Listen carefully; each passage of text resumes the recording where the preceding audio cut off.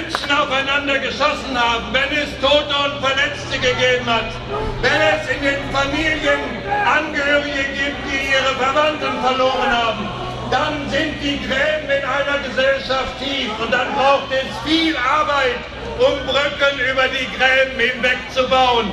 Aber diese Brücken müssen gebaut werden, sie müssen auch in der Ukraine gebaut werden und das müssen wir miteinander leisten.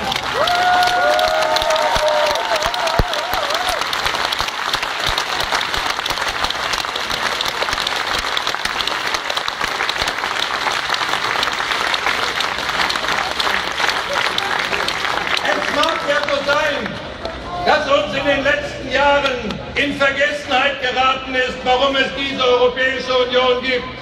Diese Europäische Union ist die Lehre aus 2 Weltkriegen im vergangenen Jahrhundert, ist die Lehre von 75 Millionen Toten.